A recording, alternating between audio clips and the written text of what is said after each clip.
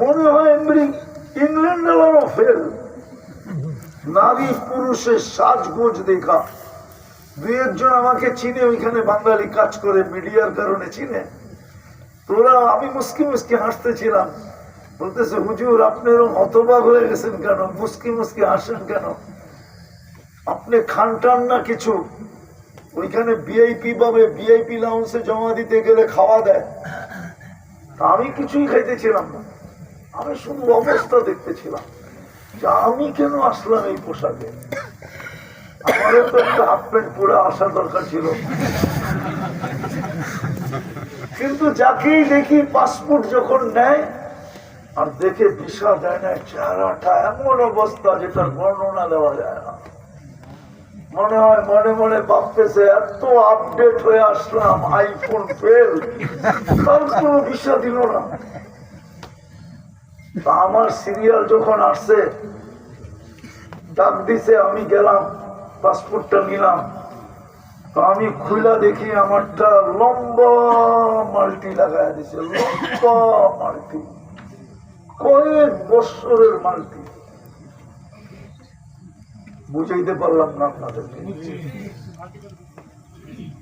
কয়েক বছরের লাগাই দিয়া দিছে। ওই সময় আমার বুঝি আসছে যতই সাজো ওইখানে চাবি, যতই সাজো কোথায় চাবি, ওইখানে চাবি।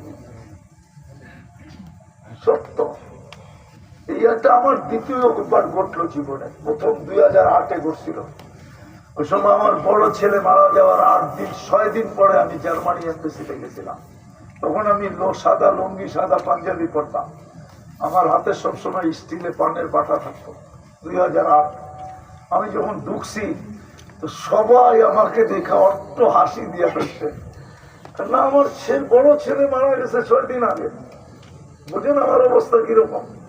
আমি পান চাবাইতেছিলাম, ঢুকতেছিলাম, আমার ইন্টারভিউ ছিল জার্মানি এমবেসিতে। সবাই আমাকে দেখা হাসি ধরে রাখতে পারে না, যে মোলা আইসি কিনলেগা।